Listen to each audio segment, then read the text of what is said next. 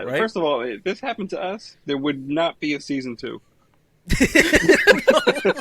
want to figure not it making out it out. any day. We're not making it up. Disco's gonna be just 100%. trapped to the upside down. Like, bro, you're staying there, man. I don't know what these lights mean. You're good. Like,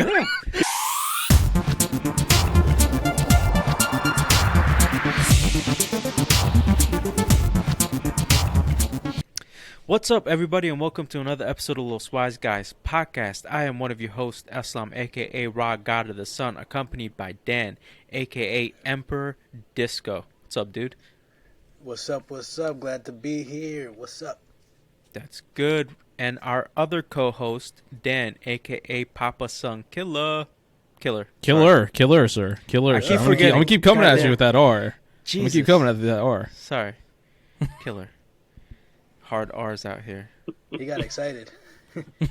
And one of a returning guest, one of our favorite returning guests, the Pitmaster General himself, Fernando. What's up, dude? Yeah, gang was good. That's right. So we were. This is take 2, by the way, because for some reason our recording program decided to fuck up. So we just want to shout out Fernando and his grilling, barbecuing, and cooking skills in general. Disco was saying how the stuff he did for Memorial Day weekend was so goddamn good on his Instagram. Phenomenal. Should go check it out. His name should be appearing on your screen, and it'll be in the description below. But Appreciate it. Yep. Go check out his stuff on Instagram, TikTok, and Twitter, all under the same handle. So, with that said, let's jump into one of our main topics. Stranger Things, Season 4, Part 1.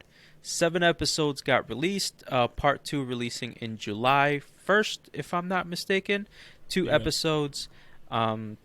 Just going to start out with a non-spoiler first, initial thoughts about the season, the Part 1 of the season. All right.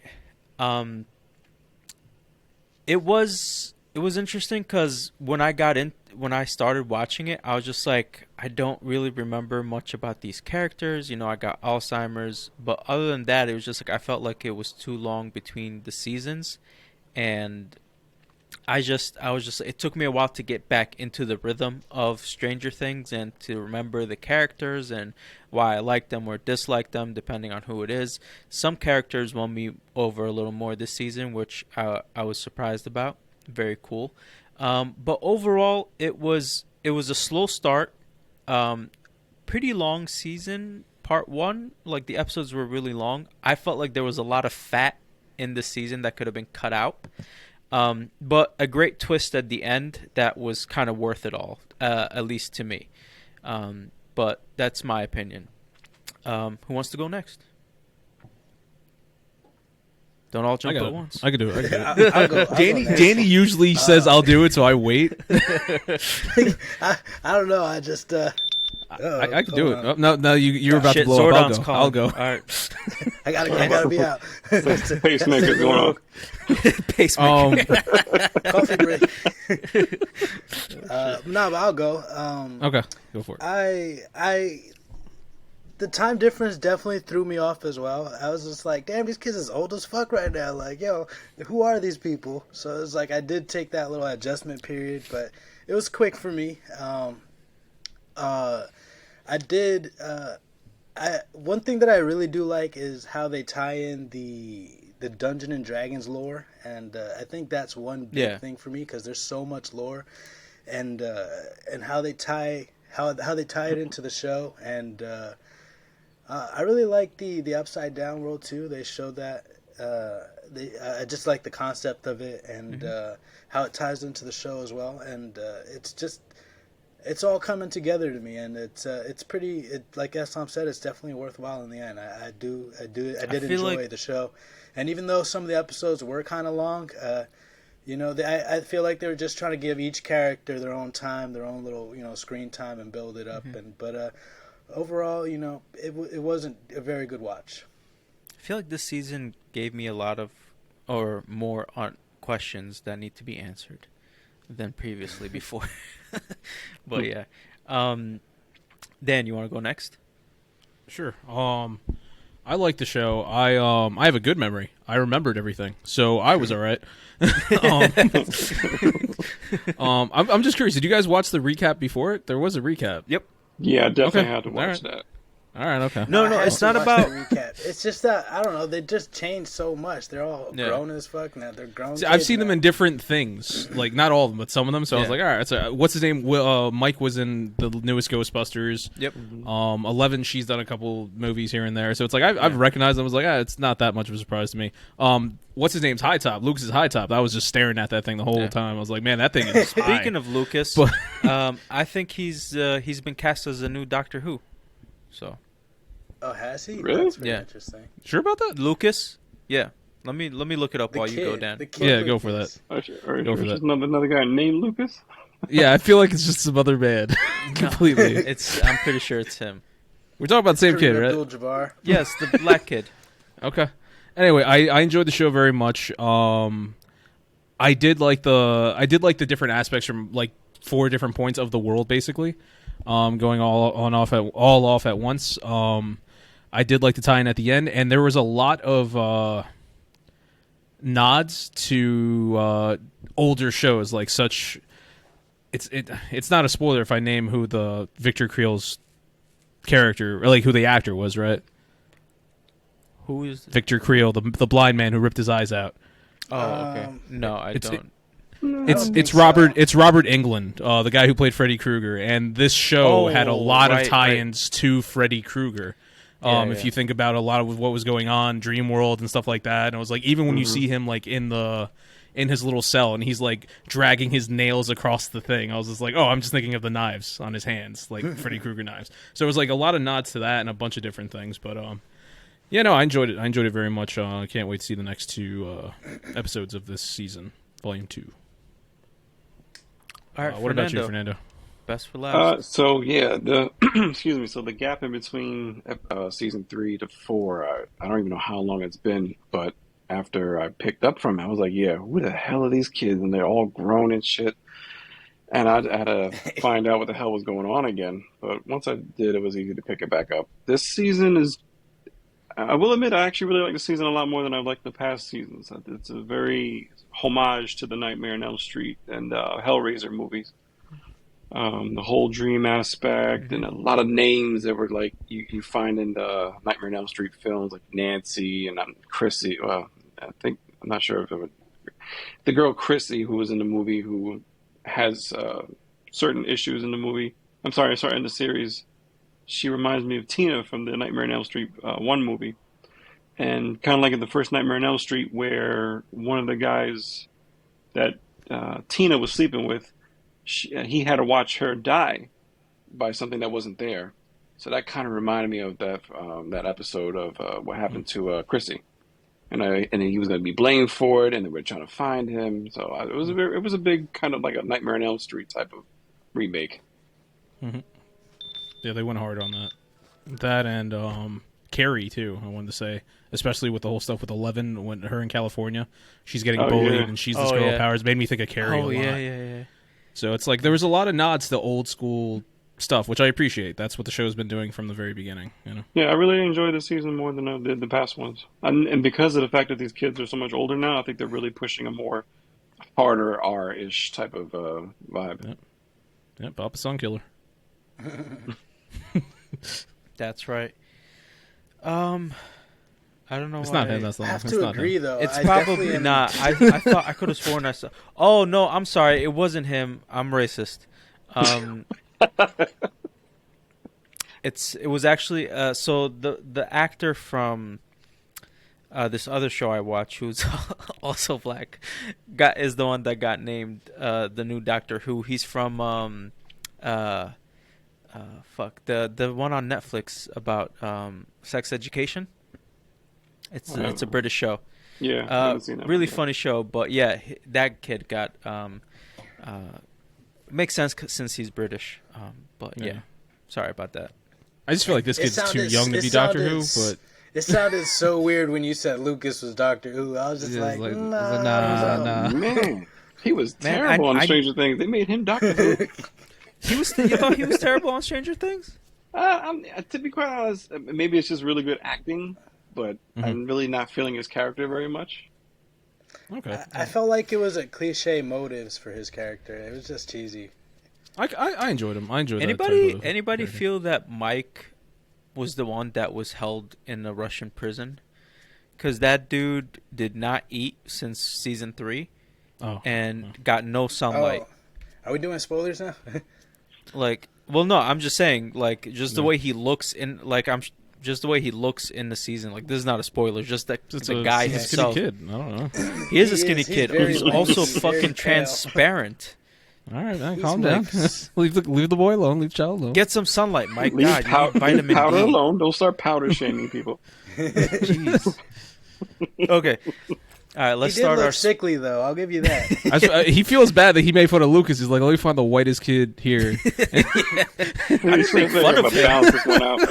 I don't think I made fun of him. I gave him a good role that was then taken away. You tried to cast him. I'm sorry, you're correct. Yeah, you tried to cast exactly. Him in I tried to cast him as Doctor Who. But yes, let's jump into the spoiler part of the show.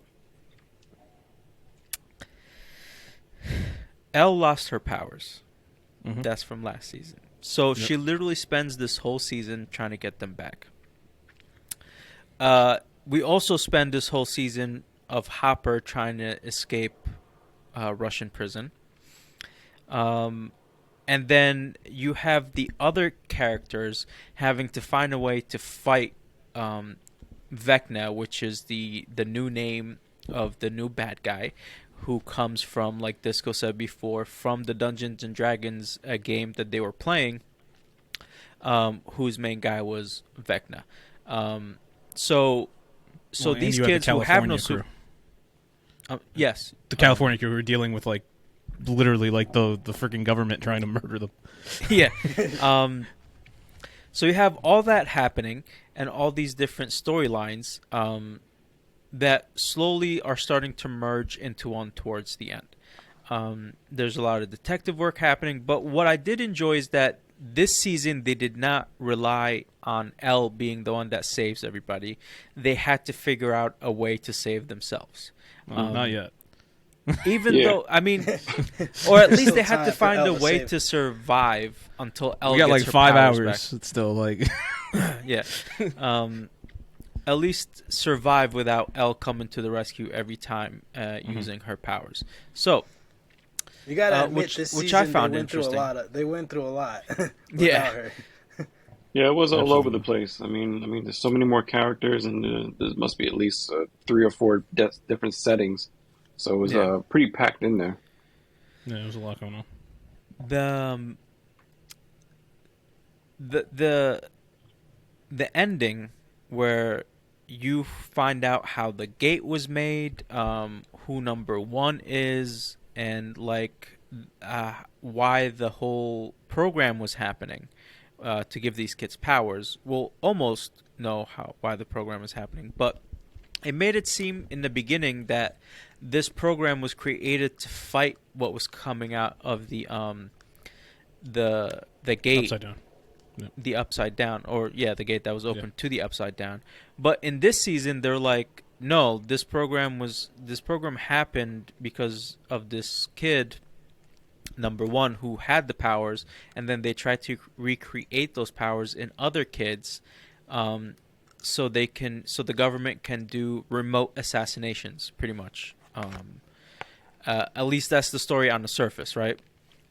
But then the fight at the culmination of the fight at the end between 11 and 1 that resulted in 1 getting fucking evaporated and opening the gate to the underworld, to the upside down, brought up a lot of questions for me. So I was just like, so where do the powers come from? Because I thought the powers were a tether that came out of the upside down. Like, she has a connection to the upside down. That's why she has the powers, and then that's why she's the only one that could fight them. But maybe the tether comes because her powers are a copy or somehow related to Vecna, which is number 1. So is Vecna who whose power ended up creating the Upside Down. Like, there's a lot of confusion on my part, at least, or just questions need to be answered of, like, how things came to be, like, where the powers came from, how do they relate to the Upside Down. I feel Is like there they a did that bigger on purpose, baddie though. than Vecna? Well, who was the like- main baddie of the show? What was it, the name that they gave him? It was a different one. Like season 1 was just the Demogorgon. The 2 and 3 Demogorgon? was the Mind Flayer, and The then Mind now they Flayer. have So Vecna. apparently the Mind Flayer is supposed to be like the big bad boss. So we Okay. don't know that for sure. That's what the kids said in the show. That's what they think. Yeah. They thought Yeah. that they said like, oh, Vecna must be his general, but we don't really know if that's the case or not. There might be another guy. Exactly. Or it could be Vecna. Who knows? It could be Vecna. Because it seems like with the with that power struggle between 11 and 1 and her winning and him dying and being pushed into this Upside Down and transforming into Vecna, which I feel like is a like symbolism for what his insides actually look like, because he was so evil with his power, and like because he killed his mother, and like then he started like he killed his sister, and like all this crazy shit that was happening that he was doing. I wonder if the Upside Down is his manifestation. Like, that's just you know. I've thought of that, but I feel like I within the saw- Upside Down, he has his own section. So it looks like Section he of might it, have right? had. It's like I feel like he has his own, because remember it's like the house that's like all deformed. Exactly, I feel yeah. like that is just one like pocket side dimension within or parallel Upside to Down. the Upside Down. That's what I think. There's one point where they're in one of the dimensions and it's like all red and smoky. So, like, That's his, I yeah. feel like that's his, like he was saying, like Dan was saying, his own little pocket dimension in the Upside Down or wherever. Or that his may own be. territory, because I think Yeah. the Upside Down is all one, but then he has his own territory. Because I think the Upside Down was more like grayish when they were there, but then at one point there was like it was just red. Like it was just like this feels like a whole. So at least to me, Yeah. it felt like a whole nother place. Like Even by the end, when Nancy gets in there, he's kind of looking like, you know, how'd you get in here? Like, what are you doing? Or what was it, Sam? Anyway, somebody got in there. He's like, what the fuck are you doing in here? Yeah. Yeah. Who are these people? Like, what are you doing in my there's house? too many characters. But yeah, so all but I guess we can get back to the whole which came first, the powers or the Upside Down. But it was interesting how like Vecna was like reaching out, killing people, like using their guilt against them for past actions, and like the episode with the girl, I forget her name, Dan, Sam, and like her dealing with Billy's death, and then using music. Like I feel like Isn't that it came Max? out of nowhere. I'm sorry. Sam. Wow, it is Max. It is Max. it You're Max? 100% Okay. right. It's It's Max. Mac, yeah. Yeah, I don't know Okay. why I said Sam. I wouldn't know, so I just went along with I'm going it. to do that to you, Eslam. I'm going to throw random ass names at you and just have you keep going. And it's like, yeah, I'm so just like, Demetrius. okay, yeah. Yeah, it was Jake. Yeah. From State Farm. I'm sure one of the guards was named Demetrius. Like It was Shingo Takagi. Shingo Takagi. The Stone Pitbull was there. What was I saying? You're talking about Sam, not Max. Right, Sam. So it was interesting, like how they used music, like when they found the father, and then like the music was what like it was. I feel like that was like a weird trope they threw in there to be able to just fight off Vecna and bring her back. Like with that was the weapon that they chose to use, and they had to build it into the story somehow. Because 11 was there and she couldn't just like fucking like pull her out or something. Yeah, I mean, it could potentially be music is just one thing. Maybe it's something that just gives off that same effect, something that gives you that feeling of being home. Maybe what they could think to right now is music, but maybe they can make it so it's other things too. Like maybe it's the smell of some home-cooked meal or some shit. Who knows? I feel like it was music because it can't be something visual if you're in a dream world, right? Yeah. But at the same time, it's like they were like yelling at her and she wasn't like she wasn't Waking up. responding. Yeah. But what if they put a pie under her? It's like, oh, this is Max's favorite pie. Let her This is smell it. Mac. Run back to her house. Go get the pie her mother made. Yeah, right. The music is like the easiest to connect, absolutely, to your emotions, and I think even knowing, in shows and movies, love is always like the one thing they always say that saves the day. Yeah, right. Apparently on Spotify, Spotify, that song became like the #1 hit, and it's like some random unknown like 80s song. And it's just like it was a good song. I've never heard that song before in my life. I love they could have chosen anything and it would have hit the chart. Bush or something. Oh yeah. Jimmy Crack Corn, and I don't care. Could have been anything. Everybody just blasted it out their car. Jimmy Crack Corn. No, but yeah, I'm surprised you've never heard that song. Yeah, I know my 80s stuff, man. I just that they got the 180 song I'm not familiar with. I don't know. Yeah, it's funny that it's pretty catchy though. I kind of like. Oh, it was a great song. I loved it. Yeah. Could have picked a good song for like the moment. So you could have picked Michael Jackson's "Beat It." Yeah. Just beat it. That probably would have cost so much money just for licensing. Yep. But I think maybe they picked music because I feel like there's like studies or some form of music being used for people that are unconscious and that registers with their brain. So I mean, potentially, they can make that argument, but whatever. I'm just saying. People for Alzheimer's like yourself that are like really bad. I love how you snuck that in. I love how you. He was so serious, just real smooth with it. Yeah, like people with Alzheimer's like yourself. Like people that are really bad, like music is supposedly like brings them back, and they get like a couple moments of coherency. And so there are studies, and it's like I feel like the easiest trope to kind of like ground somebody without. See, now I believe you more because I don't listen to music anymore. And this could be the reason why I'm deteriorating so fast. I need to go back to listen to music. I've just been listening to podcasts and audiobooks. I got a question for you, Eslam. What's the name of the redheaded girl that we're talking about right now? Max. Okay. It's all right. I'm not that bad. Yeah, I mean, sometimes I am, but like not right now. Oh boy. Okay, so those are the questions that this season brought up to me that I know we're gonna get the answer. And forgetting Elle's power back, they put her in like a sensory deprivation tank, and pretty much made her remember her training. It was almost like putting her in a what's it called? It basically turned her into a hyperbolic time precog chamber. What happened? So they basically turned her into a precog. Yeah. Like they just like put her in there. They're like, remember this shit, and like just just train like in that. your Remember mind. this shit. Yeah. Remember this shit, Tom Cruise. and retrain your mind to like Minority get Report? those powers back.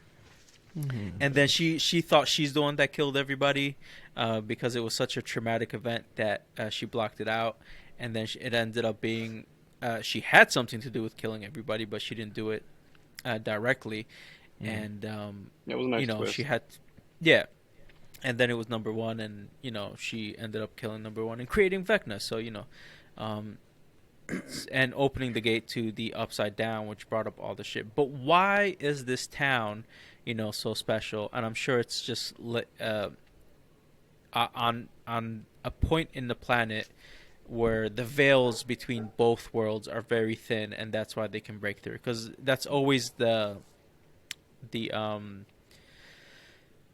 like whenever there's like something supernatural or like from another dimension coming to this earth or whatever, it's usually because the points of these two planes touching is the thinnest here, so that's why you can break through and have a crossover.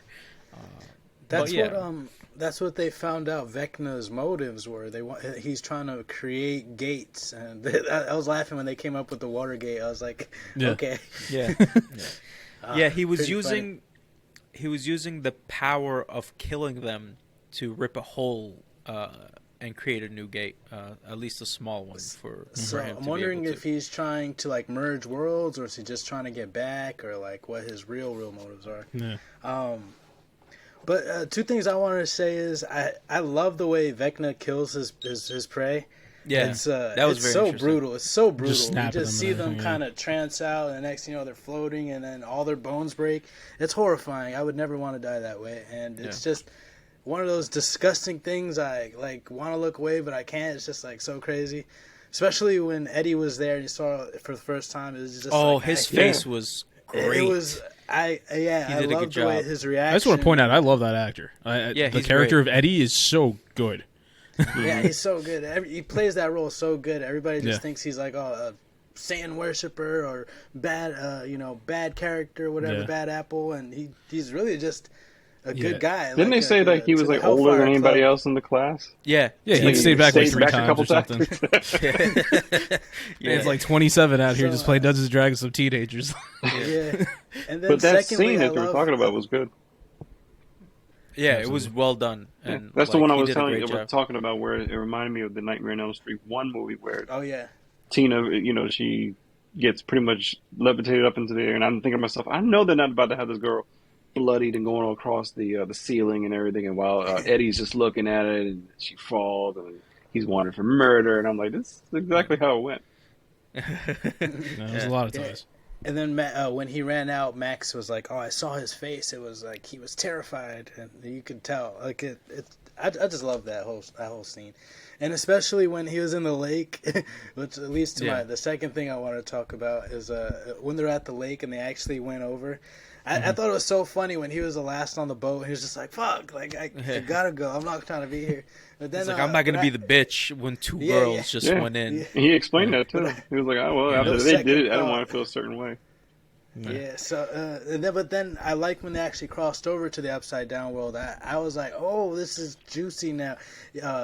What's his name? What's the one with the hair? They started chewing him up. I forget. Dustin. Oh no, you're talking about with the hair is oh man, it's Jay, right? Isn't it Jay? Jay and Silent Bob. No, I Jake don't know from if it's State Jay. Farm. I don't think Jake. It's Jay. Is it Jake? No, I don't mean Jay. It's with the letter J. I mean. Oh. I don't know. I got Whatever, you. Just that dude. I'll figure it out if you want to just keep talking. Yeah. So he swims to the Watergate and he like gets pulled into the upside down world, and they all go down and chase him, and they're like fighting for their lives in this upside down world. There's like crazy hellbats just attacking them by swarms, and he gets like his name is Steve, wrapped by the up way. around his neck. Steve. Wow, I was never gonna get Way that. off. I was thinking of John for some reason, the other one, Jacob. Nancy's other boyfriend. Jingleheimer Smith. Yeah. So I thought it was so cool how it was just like really like an almost apocalyptic feeling where they're fighting for their lives, and he's like getting choked out and they're eating his sides, and he's just like fighting. He doesn't know what to do, and then the rest of the gang comes and they're fighting too, like with paddles, and that just seems so fun to me. Terrifying for sure, but fun, just to see what kind of survival skills you have. But, it's almost like if there were in a game of Dungeons and Dragons. For real, that's so true. Real life D&D.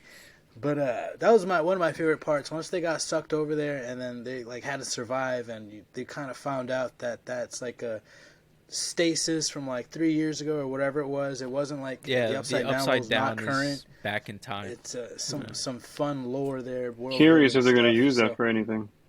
Mm-hmm. I was like, why is it like it's it's almost somewhere between 3 to 5 years behind? Like, I don't. Who knows what that'll do? And they said that it started around the time that Will first disappeared. So since basically that's everything when he started. Entered. Yeah, season 1. Entered. Yeah. So it's interesting. I want to know more about the upside down like plane, and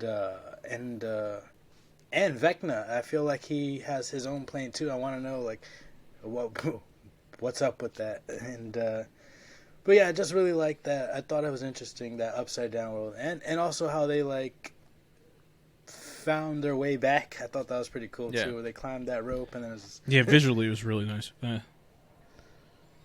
But one of my favorite aspects was definitely sorry, Eslam. Go.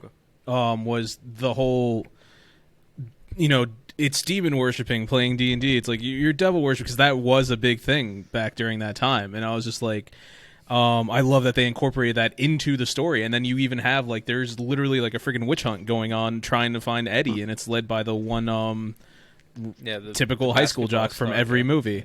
And it's just like I love the fact that they're doing that. And now it's like the kids are like, no, we're not devil worshippers. We just like playing this make believe game. It's really cool. And it's Yeah, it's just cool that they finally brought something like that, also a real world thing that was going on at the time and incorporated into the story. And even after the jock saw it with his own eyes, how a person was killed, he's like, "See, it's happening, but it's in this damn hell club." Yeah. He's like he's the conduit for the devil. Yeah. Like he found a way to instead of changing his beliefs, opinion based on what he saw, he changed his perspective of what he saw to fit his already belief, like his he wanted to justify his belief. Yes, basically. thank you. Well, that was a way easier sentence than what I was trying to fucking say. Yeah, get the fuck off this podcast. Get out. That's not trying to be a poet over here and shit. I know, right? Like man's writing soliloquies and shit. Like, nah. You got too many main topics. Like, fuck. I know, right? Also, just two more things. Dustin just was the one who figured everything out, and I was just like, okay, I get it. You need the story to move along, and you need. He's always the smartest. First of all, everyone figured out everything a little too well. I think all the right. First of all, if this happened to us, there would not be a season 2. I want to figure out any day. We're not making it out. Disco's be just trapped to the upside down. Like, bro, you're staying there, man. I don't know what these lights mean. You're good. Like, he would have been on the back window. I can barely see in the light. I ain't coming in the dark. Have you seen Will? And that's it. Just the movie. Like, Will? Yeah, I can't see him. Oh man, you got me trapped there, fucking Vecna's manslave over there. Yo, Will getting fucking tentacle raped by Vecna out in the fucking upside down. Just like, we had a friend. He gone now. That's the end of the show. Yeah. You remember Will? Nope. Credits. Fucking Vecna. That's so true. My God. Vecna just like, here, over here, bottoms up. Yeah. Especially that one scene when they were Nancy, I think her name was Nancy, and the other one, the lesbian one, where they were looking up stuff about Victor Creel, and then all of a sudden, see, now I don't believe you. Robin, I don't believe that. The name is Robin. The name is Robin. Robin just it's Uma Thurman's daughter. Yeah, Uma Thurman's daughter. Yeah, picked up a random book and it just happened to be in there. It was like, that's a little too easy. And the other thing I want to say, that weed dude was hilarious. Argyle. Yeah, he was a funny character. Funny, yeah. He's always been a side actor, in different movies and stuff. He's always funny. Oh, and when he started to fall in love with Susie's sister, I believe who is exactly, what's her name, Ali Sheedy from the Breakfast Club. Breakfast Club. I saw that. I was like, it's just the same hair, the same outfit. I was like, they just pulled her out the Breakfast Club, put her straight. I swear to God, I was like, is that her? And I kept waiting for the camera to just kind of pan on her face. I was like, that's not her. Like, shouldn't she be 40 years older? Yeah. You're giving everybody a facelift on this show. And the last thing I wanted to bring up, I don't know, because I didn't get this vibe, but when Nadia watched it, she mentioned it to me. She was like, they were heavily insinuating that Will was gay for Mike. Yes. Yes, okay, absolutely. You guys got that vibe. 100%. I didn't get that vibe. I was kind of getting that, but I wasn't sure if he was just innocently this is my best friend. But I don't know. See, you guys don't remember season 3. So in season 3, there's one specific point where Lucas is dating Max. Mike and Levin are hooked up. It's like everybody. Dustin has Susie, and he's just like, I thought we were all going to play games. It's like, all you guys do is care about girls and stuff. He's like, yeah, well, that's what we do. Maybe you should get on track. And he's just like, I just wanted to hang out with my friends. And it's like, maybe that's not, but that's right there. It's like he's insinuating. It's like, why do you guys care about girls so much? I was like, well, that was season 1. I mean, honestly, that was me in high school.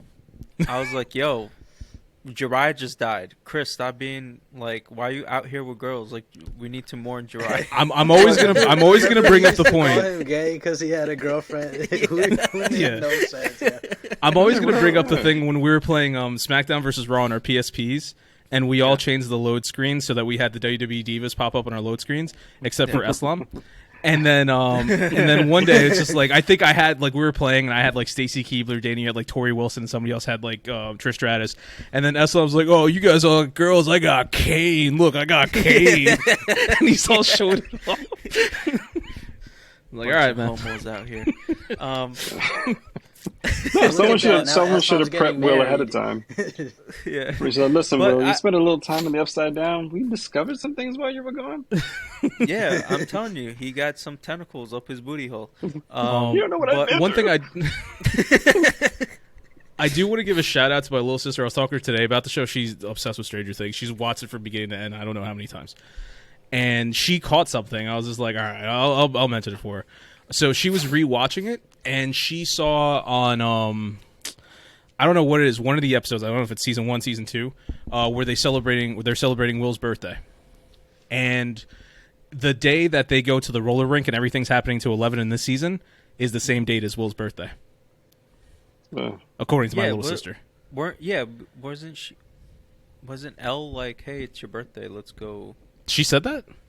Yeah, wasn't that why they went, because it was his birthday?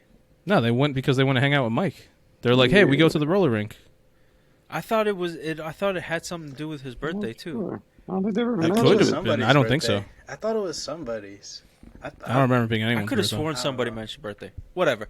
Either way, I didn't get that vibe. I thought just like when Mike showed up at the airport, he kind of like brushed off Will like, "Hey, like whatever. I'm not like we're not like almost like we're not friends," and like Will took it like to heart, and I like I could understand that part, but I don't know, for some reason I didn't get like he was like in love with Mike type vibe, but whatever. That's just me. Well, Mike has been in love with 11 so damn much. That's been his fixation every season. Yeah. Where it's like, well, what about 11 and 11? And about 11? It's like, Mike, we can just shut the hell up and sit down and roll the damn dice. Yeah. Yeah. Also, the love triangle. I feel like that's all the internet's been talking about between Demetrius, John, and Mary. Oh, right. Yeah. Those are not real characters. It's not Demetrius. Neither is Mary. It's not His name's Nancy. Oh, shit. That's right. Oh, my God. The love triangle between Mole, Larry, and Shem. Everyone's talking about it. Between Steve, John, and Nancy. Oh, man. Well, so that's something they've been doing like the whole show. They've gone back and forth on it a few times throughout the season, but I feel like a lot of people are just like, who should Nancy end up with? Which one? It's like, stay with John, who just like, I don't want to be with her anymore. Or be with Steve, who's just like, I wish I had a girlfriend. Like, it feels like Nancy's leaning towards Steve though, but I think that's just because John's pulling back so much. It's just like, bro, be with her. Like, what are you doing? Well, John is like, I'm gonna hold her back. She's like, great. I'm not. I'm gonna hold her back. Yeah. Steve is out here like, I'm getting a lot of pussy, but I need that something extra. I can't find love. Yeah, exactly.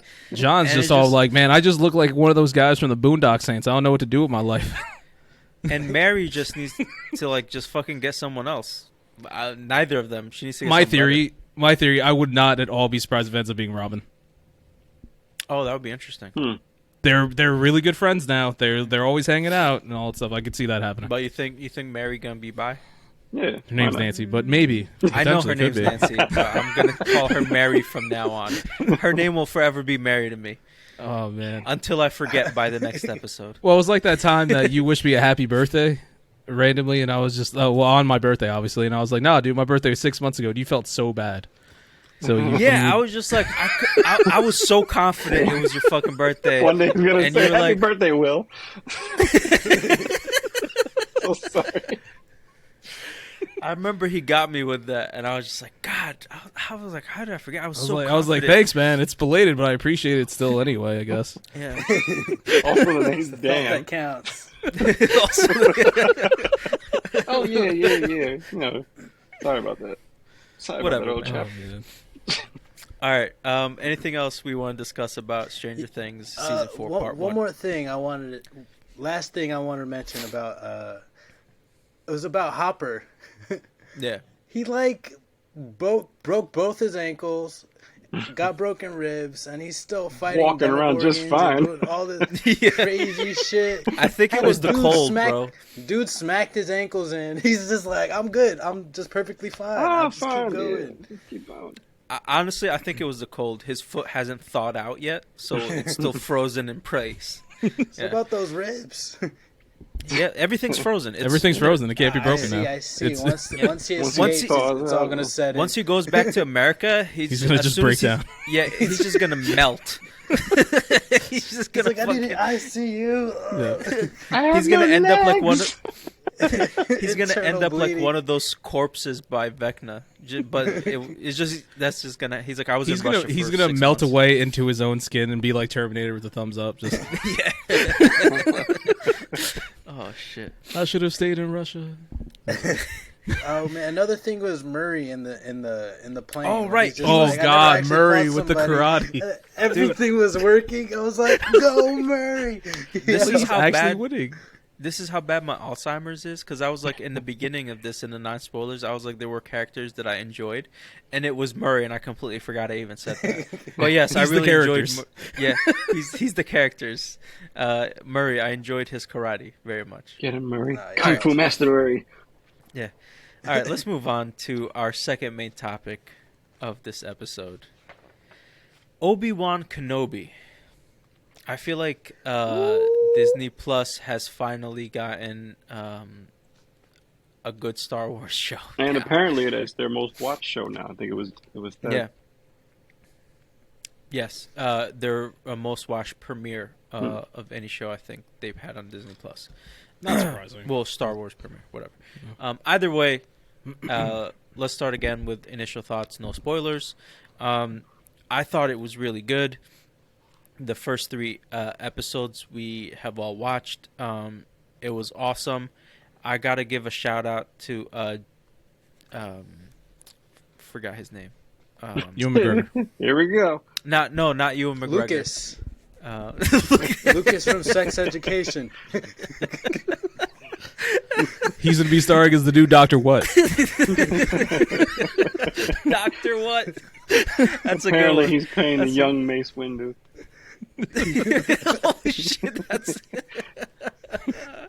oh fuck me. Let's just keep making fun of Eslam this whole episode, guys. You know what? Can someone else talk? Apparently I'm just brain dead today. I don't know. I know. I legit want to know who you're talking about.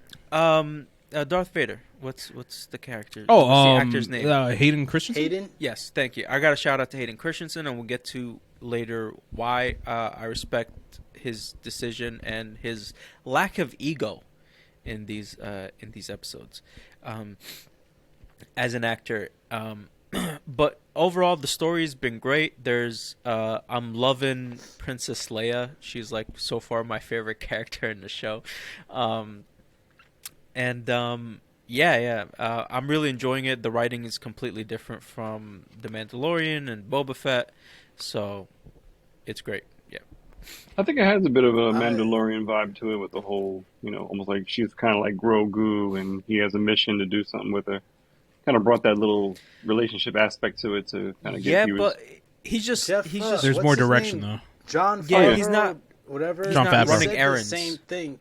He said, I forgot his name, John Favreau or something, whatever. Favreau. He said the same thing that the Mandalorian and the Obi-Wan storylines are almost similar, so they had to actually rewrite the Obi-Wan to change it. But you could still kind of almost see like it's similar. I mean, there's still a sprinkle in there, but like with Mandalorian, it was like I'm gonna go run an errand for this person to get information to do this, and then it was just like the same formula for every episode. Well, Mando really loves Grogu, whereas this old man just like can't wait to drop this little kid off back at daycare. Like, bitch, like I'm not looking after you. I don't think he said that, but yeah. It was like that was way too aggressive. Like you were watching a show where he backhanded her with the Force. Like, no, that did not happen. Like, don't you know who I am? Like, I'm the old man Kenobi. Is it my go? Right, who wants to go next? Yeah, I'll go. My initial thoughts on the first 3 episodes was they're finally fucking doing it right. I'm really enjoying the casting. I'm enjoying the storyline, and I'm just enjoying the background lore. You know, it starts off. Well, no spoilers, but it's a really hard start. I just like where they started off, and then they're building that background story for Kenobi until it gets to that like heated point we're all looking for. Yeah, you know, that Vader versus Kenobi joint. Like, I really want to see that. Yeah. Did you get to episode 3? No, yeah. I mean, but I'm not trying to get like super. I was just meant to make sure. I feel like that's what everybody's looking for. That they want to see Vader versus Kenobi, and you know, slight spoilers. Yeah. They do get a little bit to it, but they do get like there's definitely going to be more. There's going to be more. Yeah, 100%. Yeah, that was just a little teaser. Yeah. I enjoyed the show. It's okay. Like it's not anything standing out like special to me. I like it. I do think it's the best Star Wars show so far, but I mean that's not saying much. Like I enjoy it. I enjoy it fine. I'm having a good time with it.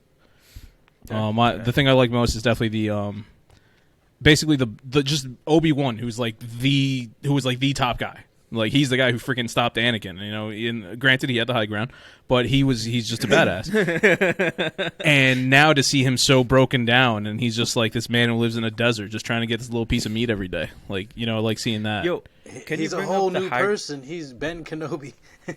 Can you bring up the high ground again when we get into the nitty gritty, so I can remember what I want to say? High ground. Sure. Thank you. Yes, thanks, Fernando. So overall, I like the show. I don't really. Maybe I'll kind of pick up a little bit more than what it has. It's definitely rushing towards something. I don't know how many episodes it's supposed to have. 6 episodes in total. Yeah. I was talking to Eslam about it, and I was like, it's just so funny that the way they kind of dumbed down Obi-Wan after only 10 years. Yeah. You know, he kind of reminds me of Doctor Strange when he just kind of go to Kamar-Taj and his hands are all fucked up. And he's like, you just teach me again. I forgot the Force. Yeah. Apparently, he hasn't been able to get in contact with his master over 10 years, even though Yoda said, teach you I will, I'll find your ways. I just think Obi-Wan wasn't doing his homework. Yeah, we had 10 years.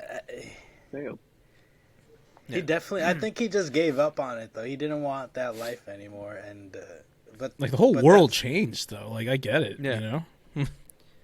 I always thought there were parts of that that should have worked, though. I mean, like, it's only been 10 years. You forgot everything you were taught, like, to a point where it felt like he had to force it in order to catch the girl. Well, I guess their argument is that if you stop believing in the Force, you will lose your connection, and that's why he can't use it. Like that's the argument I can come up with. If you don't use it, you lose it. Yeah. Like Fernando, imagine if the government's like, you got to stop cooking, and they just take all your pots and everything, and it's like you don't cook for 10 years. Like, can you make barbecue still? That's true. Yeah, you're right. Look, I have made fire. That's about as much as I can do by the time I restart. Over here looking like fucking Tom Hanks.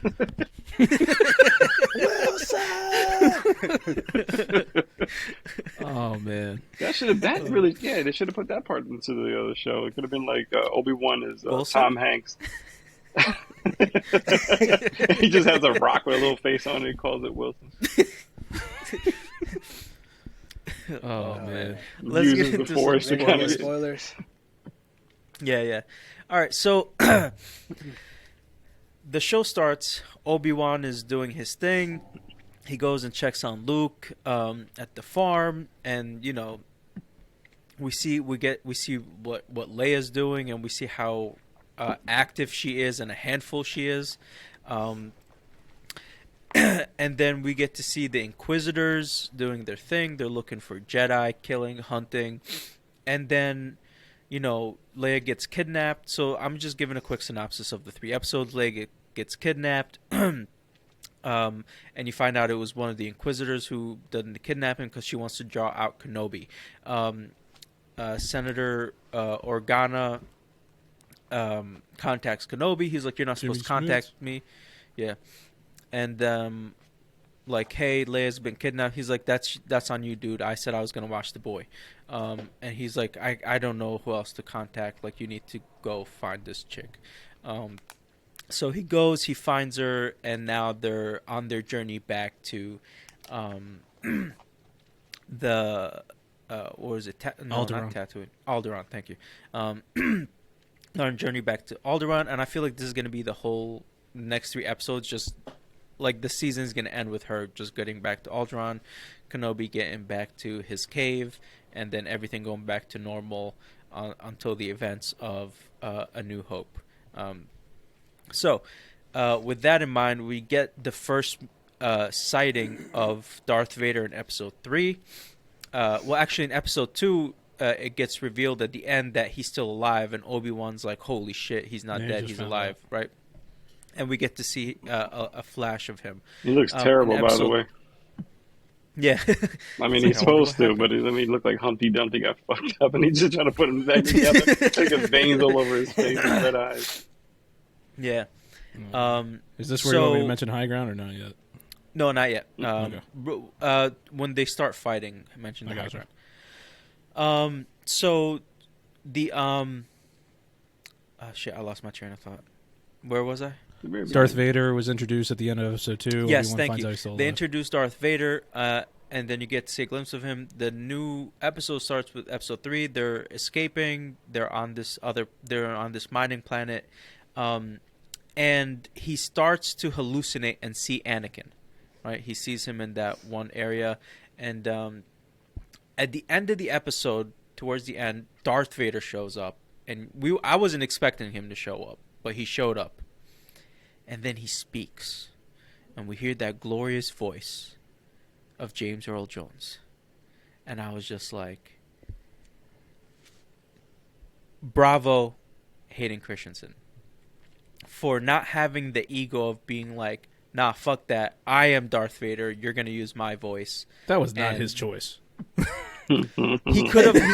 That was not his choice. Listen, whether it's his choice or not, I'm gonna give him the props for going along with it. Because I remember the old actor of Darth Vader was upset because he never got the credit for playing the character and stuff like that. Because he also didn't know he was gonna be voiced over, right?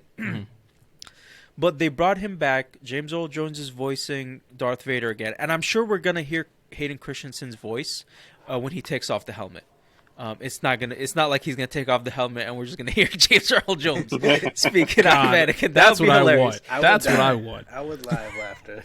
That would be hilarious. But as long as he's in full suit with the helmet, it's gonna be James Earl Jones. And whether it was his choice or not, and I'm sure Dan's right, it wasn't 100% his choice. He decided to, because he could have been like, no, I don't want to do this, and just have someone else in the suit. He's probably in the suit. He's probably doing all his lines in his voice, but obviously dubbing it over with James Earl Jones. I'm sure they're doing it the same way, just so that you can get the acting. Because if they just had him show up wearing the cloak, I'd be kind of like, well, I just had a cameo. Yeah, but no, I'm sure we're gonna see flashbacks of Anakin. I'm sure like Anakin and Obi-Wan at some point are going to talk through the Force, and when they do that, it's going to be Hayden Christensen. And I'm sure he's going to talk to him or talk to someone without the helmet, and we're going to get to hear Hayden Christensen. I actually thought what they were going to do was, and what I thought would have been funny, is that they would have Hayden's voice, and like he's wearing the whole suit, it's his voice, and he realizes his voice isn't menacing enough, so he kind of plays with the dials right here, and then it becomes James Earl Jones. That would have been great.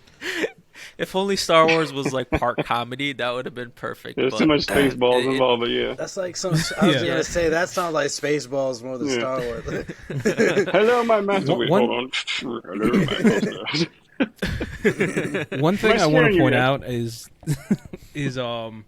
I never noticed this until this, and it kind of ruined it for me. It ruined the allure of Darth Vader, where it's like a lot of characters in Star Wars, like the ones who speak Galactic or English or as we know it or whatever, where it's just like they either speak like American English or British English. Mm-hmm. And I feel like Anakin speaks regular English, but Darth Vader speaks British English. What happened? Like, I never noticed that until I watched the show, because like Anakin was just a regular, like, hey, I'm just gonna speak like normal Anakin. Vader was like, yes, I am your father, and like all of a sudden I was like, all right, okay, why are you British now? What happened? It's the voice. What happens when you lose your body? He said it on. Yeah, he said it on British. The voiceover. This helmet is great. You should really try it. 12 different languages. But yeah, so Just imagine if you had a Jamaican. Because I was shitting on Hayden Christensen a lot before the show came out, so I just wanted to give him some props. Yeah, I have been doing it for years because he's a crybaby. But hey, it is what it is.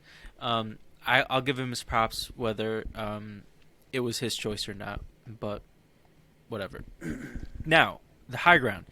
When Obi-Wan was running away from Vader and where he's like, I'll lead him away, and the girl was running, the place that they were at, there were like mounds of dirt. And I was like, oh, I wonder if like Darth Vader's just going to show up on top of one of them and like open his lightsaber, and he's like, I have the high ground now. Oh my God. So I thought that was gonna happen, but it didn't. Oh, we got time. Like, we got time. True. We do have time, but how funny would it be if it's like he stood in front of him? I want to know how Vader got there so fast. He was in the town, like busting down doors, choking people, snapping necks, and then next thing you know, he's cutting off Kenobi like in some back roads. It's like, how did he know? The Force, bro. He's strong with the Force. I guess so. He got bionic legs too. He jumped. Real gangster with it. So. The encounter between Kenobi and Vader was, to me, one of the best encounters in the Star Wars shows, even the animated shows. I think it was filmed really very well. Done. Like the lighting and everything was really nice. Mm-hmm.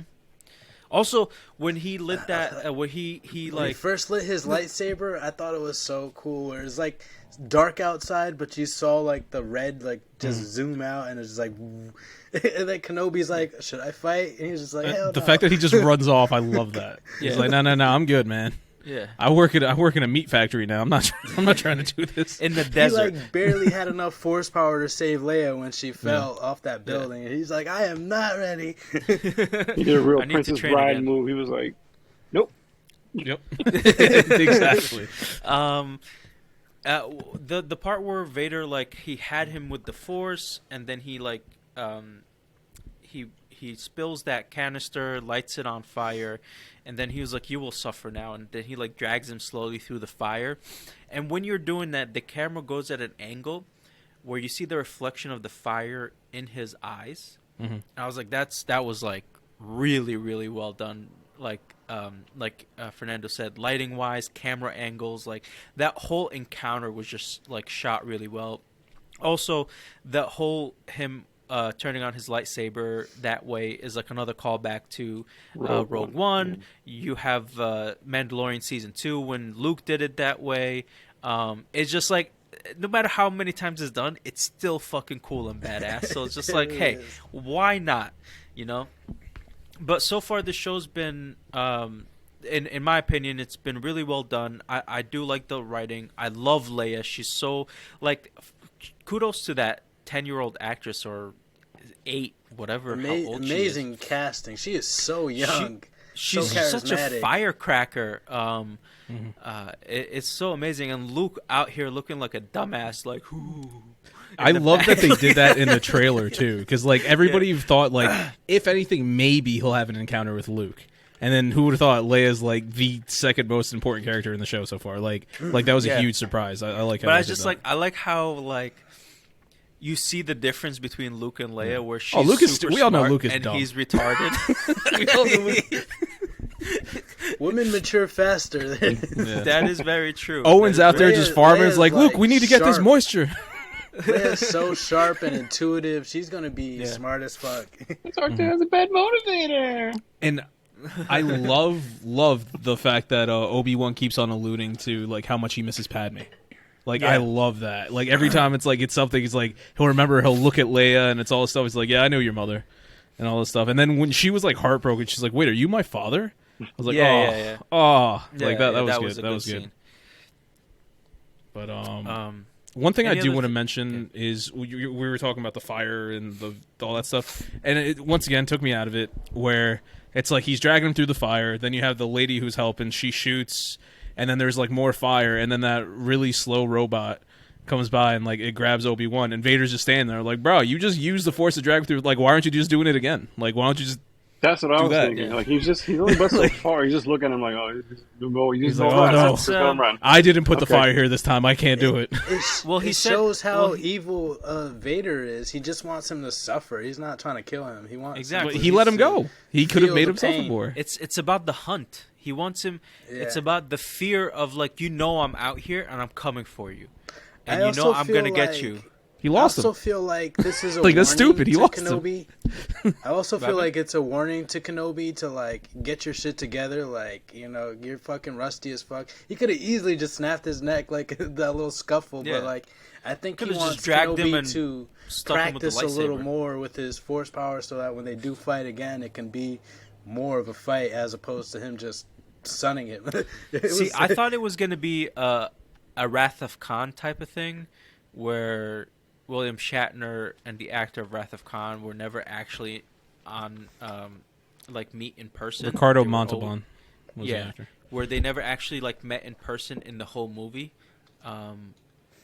So I thought like that was going to be their interactions. It was always just they're going to just miss each other throughout the whole show. And then like episode 3 was like, nope, we're going in. So yeah, we'll see how it goes. It's so far it's super interesting, super fun to watch. And yeah, I'm excited for more. 3 more episodes to go. Let's see where it takes us. Anything else you guys want to talk about with Star Wars? Oh, predictions of how the rest of this, because the next time we talk about this, it will be the next 3 episodes and the season finale. So, how do you think the season will end, guys? Let's do some predictions. I want to go first. I think Obi-Wan is going to make it back to Tatooine, where he's going to continue to live as a hermit, but watch over Luke. And then when Luke turns 19, his family's going to get killed. He's like, you know what? I'm going to teach him the ways of the Force. By this time, Leia is working with her father for the rebellion. And she's like, you know what? I'm going to protect everything, but then Alderaan blows up, right? I got like 3 movies worth of knowledge. Oh, okay. Those are some good guesses. I don't know, though. I don't know, but those are some. They're okay. I mean, my thing is, it's a prequel. It's like I know. I always have things with prequels. It's like I like them and everything, but it's like I know where it's gonna end. I don't. That's why I'm not as invested. But I guess my question should have been, how do you think they're gonna get there? Like, what do you think? Like the interactions are gonna be like between Obi-Wan and do you think they're gonna have another major fight, or was that just it? I mean, they're just gonna be like that's a given though. It's like they're gonna have another major fight. Okay, I think that's and like I think 100%. so. I think we're gonna finally hear Qui-Gon speak to Obi-Wan. We might get a glimpse of Yoda, not physically or anything, but we might get a glimpse of him through the Force. And I think that if they do meet again, Qui-Gon will be with Obi-Wan, and like Vader will be able to like sense him. So that's what I think. Be like Teen Gohan with the Kamehameha. Yeah, exactly. Perfect. That's legit what I thought of when you said it. I was like, yeah. Well, knowing how A New Hope is, you got to kind of predict in a sense how it's going to get there, because the old Obi-Wan already knows how to fight, at least in that particular way, and he's been watching over Luke. Luke knows him at some point. So I think where it's going to probably go is they'll have one more match. It'll be like a draw between him and Vader. He'll, just like you said, he'll probably end up hearing Yoda. He'll hear Liam Neeson's voice, just giving him the whole, I heard you've been looking for me. I have a set of skills that you might. Oh God! I have a certain particular set of skills. Yeah. Just gonna quote like every movie. Also, I trained Batman. Yes. He's like, sorry. That's why he's been like gone for so long. He was doing all this other shit, and like I've been watching you. He was also a god in that one movie that sucked. Was it Immortals? Something about Titans? No. Yes, the Clash of the Titans, Wrath of the Titans. Yes, Clash of the Titans. Yes. So he did that. I mean, at some point, I think the end of the show is going to be kind of like how the beginning was, except he's a more confident, he's stronger. Yep. Yeah. And he's ready. I feel like this interaction. Go back to practicing the Force. Yeah. I think the last 3 episodes are going to be a mirror of the first 3, where Reva is still tracking Obi-Wan. He's going to do some crazy, something, resourceful and find Obi-Wan again. And then I think Vader's going to hear about it and then show up, and then eventually they're going to have to fight. And then I believe Obi-Wan somehow with some crazy magic is going to get Leia to safety. Yeah. that's I don't know about all the other stuff, but as for like the show, I think that's where it's gonna go. I think they're gonna stick with Reva, and like I said, just mirror the first three. Reva's gonna track them down, and then Reva at the end of episode 3 got to Leia. So is Leia gonna meet Darth Vader? Right? Is she gonna meet there, or is Obi-Wan gonna get to her beforehand? But I don't see how it's possible because Vader's still there. He's on the planet. Reva just got her. I feel like she would just bring her right over to Vader. Well, Reva has her own motives. Like, if anything, I want to know more about her, more than anything else that's going on in the show. Because, like I said, it's pretty cool to given. Reva's a new character. She is a former Jedi, guarantee it. And I want to know what's going on. Maybe her masters were killed. I feel she has a personal vendetta against Kenobi too. I mean, so think about it. Kenobi being one of the top Jedi back during the Republic era. And maybe she feels like, hey, you could have done something about this, but look what the fucking world's become. Like, because of you, I have to do this now. Like, that could be it could be a number of things. So I think she might not bring her back to Vader. She might just be like, hey, this is how I'm getting back at you. Okay. Definitely going to use her as a lure or bait, to get Kenobi out. Speaking of Reva, shout out to the actress. You're doing a great job. Fuck all the haters. She got shit. She got shit for no reason. Racist bastards for no reason. Yeah, it was crazy. Like, who gives a fuck?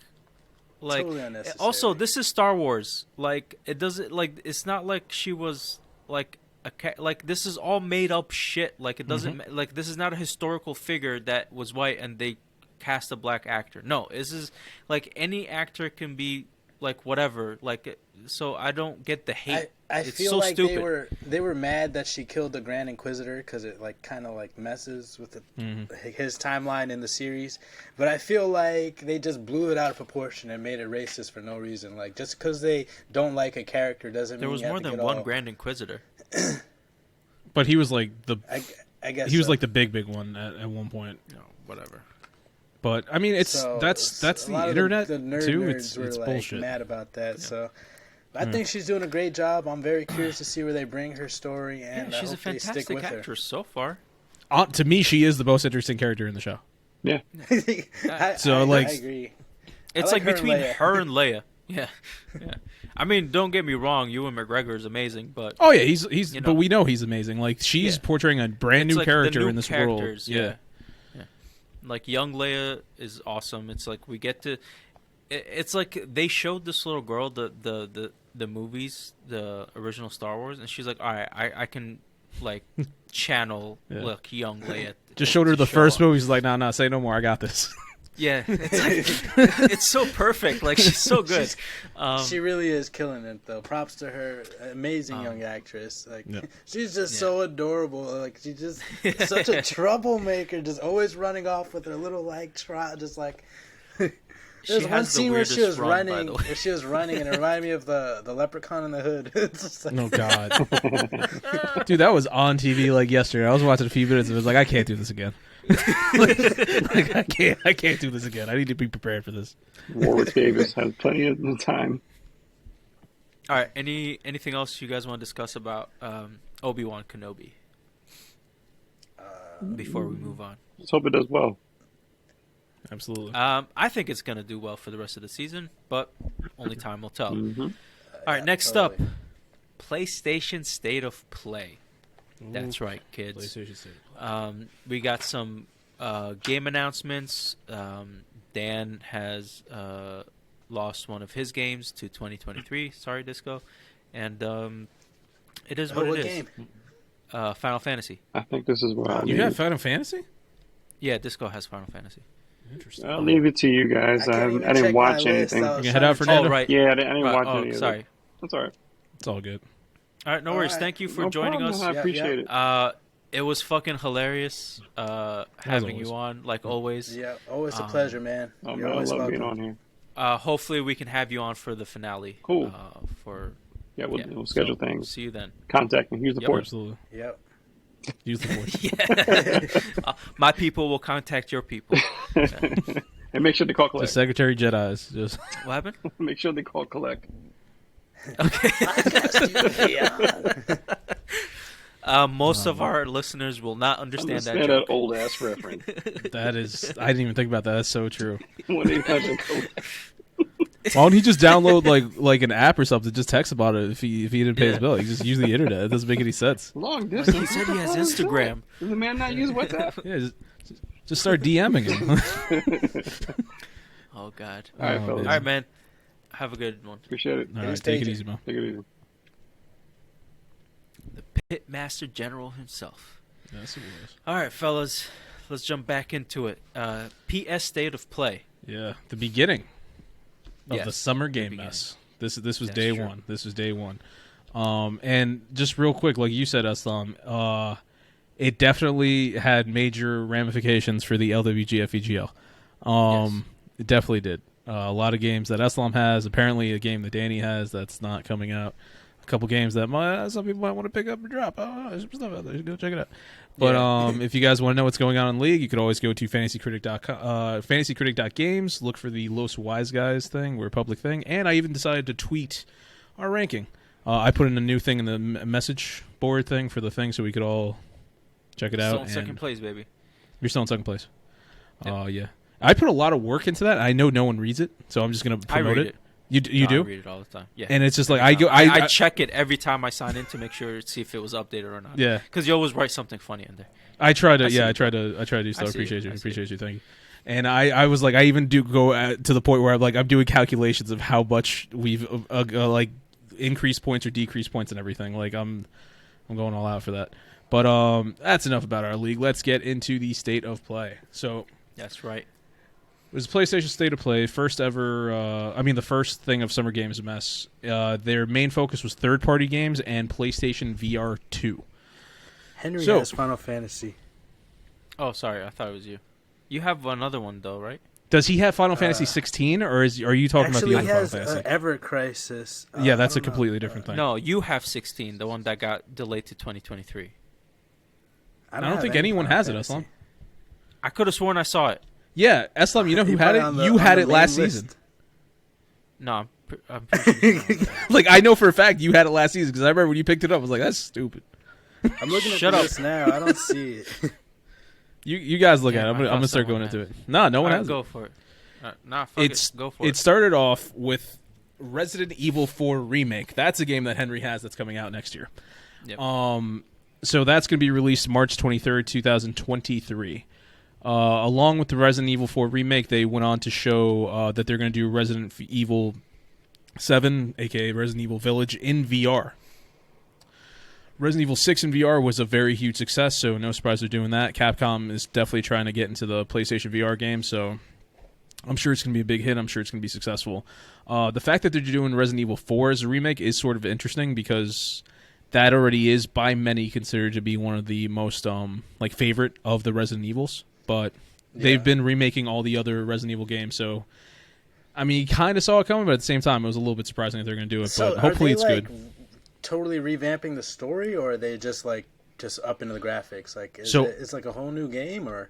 So that's the thing. So it's a remake as opposed to a I can't think of the other term right now. So a remake is like usually like a full we're gonna overhaul the whole game. Sometimes it goes so far as to even changing up the story. Now Resident Evil has done that with the Resident Evil 2 and 3. They changed up the story a little bit here and there. I'm not a big Resident Evil guy, so I didn't play the original or the new one. Like, I've dabbled in it in the old stuff, but I don't really know it. So they might be twisting the story around just a little bit, just to keep it interesting. Like Final Fantasy VII Remake, they kind of revamped the whole story. Reboot is the other thing. Not reboot, no. I'll get to it. But it's not. It's another word. So they're doing that. Then, as a huge surprise, they did the Spider-Man remaster, which is going to PC.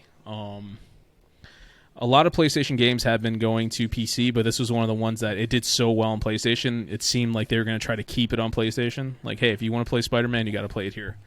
It also came out that that game was supposed to go to Xbox first, and they were nah. This game was never going to Xbox. No. Before it was gonna before. Not you're talking about before the Sony picked it up. All the way back in the day when Marvel went to Xbox. When Activision lost the license to Spider-Man. Yeah, it's like, hey, do you want to make this an exclusive? And Xbox turned them down.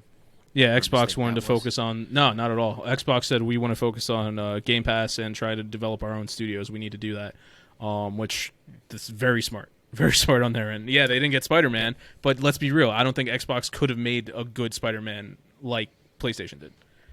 So, like, it just wouldn't have been as successful. I thought the studio was making it. They would have just made it exclusively for... No, Sony straight up got the rights to it. Oh, well, so Sony's the one that made the game. Yeah, Sony made the game. Like, it's a first-party game and everything. It's Insomniac who made it, and then they... after the success of Spider-Man, they purchased Insomniac, but they were like, "We have the license. We're just going to license it out to you. We'll publish the game. You so develop Insomniac it." is the one that made the game, which is why it's good. But Sony chose them to do it. Yeah, because Sony had the IP. Xbox would have done the same. It would have been the same game essentially, but just for Xbox. Definitely not. Never. Definitely not. All right, PlayStation was the one who was looking over it. Xbox would have been like, at that time, Xbox would have looked at it and be like, "Yeah, no, this is good enough. Go for it. Send it out." PlayStation is like, "No, we want this shit to be good. You don't put it out until it's good." Like, Xbox is getting to that point now. Back then, they were not that. Okay. I just thought because it was Insomniac, then that's just internally how they make games. And it could have been. Insomniac also has a very big history with PlayStation. They used to have it with Xbox too, but they were always been more of a PlayStation side of studio. That's besides the point. Sorry. Yeah. For the, no, it's random. So that's going to be on PC come August 12th. Then we got into some more VR stuff. They showed off Horizon Forbidden West. That's incorrect. They showed Horizon Call of the Mountain for PSVR 2, which Eslam you have in your league. But they didn't announce a date for it coming out, right? I know. I was going to get into that after. Oh, okay. Yeah. They didn't announce a date for it coming out, right? They did not announce a date for it, and I paid attention. So very happy about that. Very happy about that. So they did show gameplay, but they did not announce a date. So there is a possibility that it will not come out this year, but there's also a possibility that it will. Yeah, hopefully it doesn't. But no, the game looks really good. That's the thing. For a VR game, it looks like that's obviously gonna be like the big PSVR 2. It's like, hey, you want to get this, so you play this. Like, that's their big push. And so this is a new one, Call of the Mountain, Horizon Call of the Mountain. It's their VR game. It's another so it's like a side game. And then Horizon Forbidden West, like you guys alluded to, is getting a major update where they have different like hard modes going on. You could there's like a new game plus where you could play with like gear that you have towards the end of the game and outfits from the end of the game that you can play from the beginning. There's going to be new like challenges and trophies, not PlayStation trophies, just trophies within the game. And stuff like that. So nothing that really that's going to make me go back, but I'm sure somebody somewhere would enjoy that. Huge one after that was the Callisto Protocol. That one looked good. I like that. Yeah. And it has a release date now. It's coming out December 2nd. So the Callisto Protocol is something that's been in the news lately. Apparently it was revealed that it was part of the PUBG world, but it's not anymore. Everyone's like, why the fuck was this part of the PUBG world? Like, it has nothing to do with PUBG. And then they're like, well, it's not. The game's coming out. Don't worry about it. The game's coming out. So, like, that's how that went. So, Callisto Protocol looks good. It reminds me a lot of Dead Space, which is supposed to be coming out early next year. So, surprising that they're going to put this out right before Dead Space comes out. But it looks good. Looks like a good horror game, first person. Then we had the Roller Drome. What'd you guys think of that? That was the first reveal of that game ever. I really like the art style of it. That was enjoyable. It looked interesting. Looked like it would be an interesting gameplay, but I don't feel like it's a long... Like, I feel like you go in, play it for a little bit, you're like, all right, this is cool, and then you just leave. That's the same feeling I got. It looked interesting, but it's just like a in-and-out game, like something you play. I feel like it could become an esport game, though, where it's like challenges and like, you know, you play it professionally, people playing against each other, big online community. If they have multiplayer, from what I remember, it was just the one person. Multiplayer could be something they add on later, but it looked interesting. The thing that stood out to me was the art style. I enjoyed that. Yeah, when they first revealed it, I thought it was Sable, which came out last year. Same art style, like almost the exact same art style. I was like, oh shit, Sable's coming to next gen, or Sable's having a quick sequel or something like that. But no, it was just you're going off a quarter pipe on some skates with some guns. Why not? You know? Hell yeah. But exactly. Yeah, cool concept. Then we had the game that just proved that video game companies are running out of names. Eternites was announced. Oh yeah. It's like when I saw that, I was like, bro, we were running out of names. Like, it's like we don't know what else to call games. It seems cool, very very much anime-esque. It did have a few kind of like Persona vibes, not so much in the gameplay, but like the visuals. I feel like that's a Henry game. It could potentially be like it was winning me over a little bit. I want to see where that was going to go. But I don't know. We'll see. The play style I didn't really care for. Yeah, But didn't really they were call out like, to me. but it was just like a dating sim action game, something like that. Yeah, they said, which blew everybody's minds when I was like, wait, that's which a I was like, dating that's sim? the interesting part of it because Yeah. you saw it's just like, hey, you click this button to hold hand or like kiss or whatever, and I was just like, oh, this is interesting. Like you're making relationships with these people that you're fighting with, and I'm sure like that's gonna affect their powers or their ability to fight with you or power you up, which could be interesting depending on your fighting style. Absolutely. But I don't know. It looked like a really cool game. I think it could be popular once it releases. Yeah. For me, I don't think it's for me though. Like, it's a game that I feel like if it makes its way over to Game Pass at some point, I'll try it there. Like I'm not right now. It doesn't look like I'm going to go out of my way to buy it, but it's like, hey, I already have the service. Whatever, I could try it out. Yeah, I'll give it a shot. Maybe I'll like it. 100%. Yeah. So we got that. Another VR game, PlayStation VR 2 game that was talked about was The Walking Dead: Saints and Sinners Chapter 2. I didn't know there was going to be a part 2. I remember the game came out. I knew nothing about it. I was like, I already played the greatest Walking Dead video game there was. Just the Walking Dead like Telltale series. I didn't need anything else. That was fun. But this is there for people who want it. I mean, I guess enough people liked it if they're making a sequel. So there's that. Also, there's going to be a No Man's Sky thing for VR. Yeah. PSVR too. Yeah. Yeah. Yep. Then we got to see some Final Fantasy 16. Gameplay. I mean, was there gameplay? I'm trying to think. Or I think it was mostly just cutscenes. I think it was mostly cutscenes. It looked crazy though. It looked like a lot of like the summons are gonna be tied to certain characters, which seems pretty cool. It was just an insane trailer. I was like, damn, this was better than the first trailer they had. So looking forward to see that game. It's going to be coming out in the summer of 2023. That is until it gets delayed again. Then that's a hint for all our LWG FVGL players. Yeah, exactly. Let's see who picks it up next year. Yeah. So Street Fighter 6 was also talked about, which at first that looked interesting. See, at first I was just like, all right, I've never been a Street Fighter guy. Like I do like in some fighting games, Street Fighter was never my jam. I never liked the button configuration or anything. I didn't like the gameplay. So I saw it and I was like, it is what it is. And then when they showed the character running through an open world, I was like, oh, hang on a second. What's happening here? Like, yeah. So and I'm curious to see that. It's like you're running through an open world, then you fight someone, and then it turns into the side scroller fighting. Which was like, I was like, okay, that's pretty cool.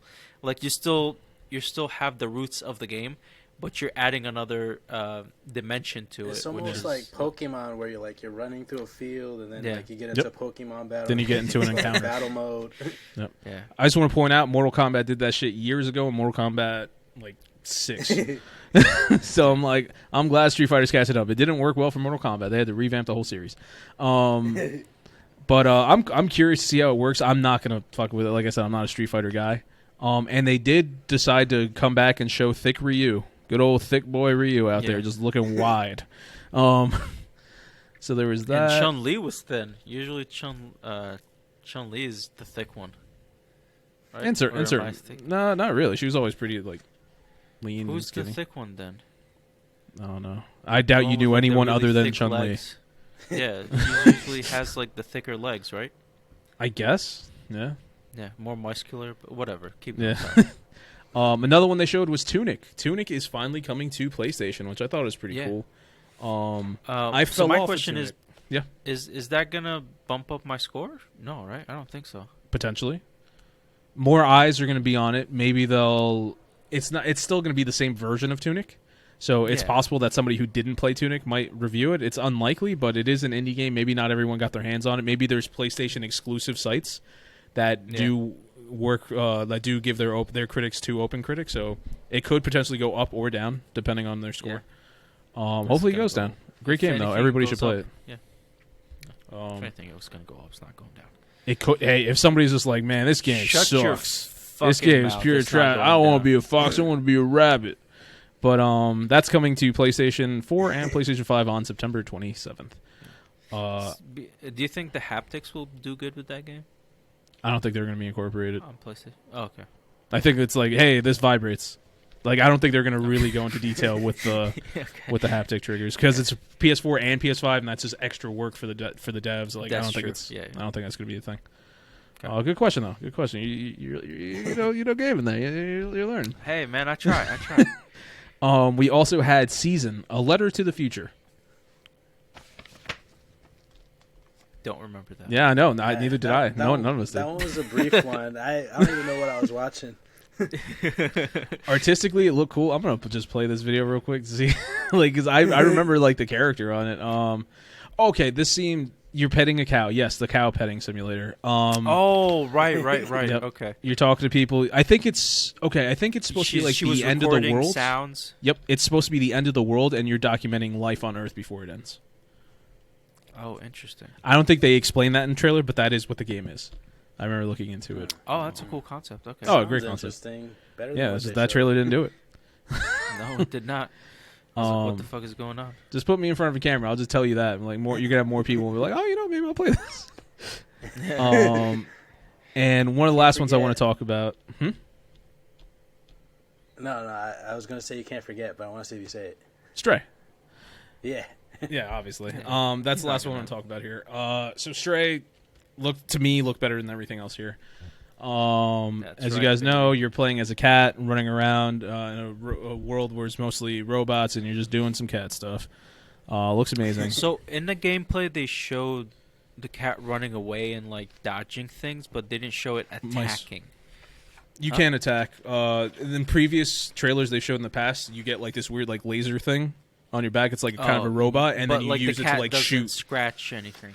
As far as I know, no. Okay. But you can like shoot stuff with your laser. Okay. But game looks good, and it has a release date officially. It's coming to PlayStation 4 and PlayStation 5 on July 19th. You should know because that's your game. As big as cats are on the internet, I'm surprised they haven't made a cat game sooner.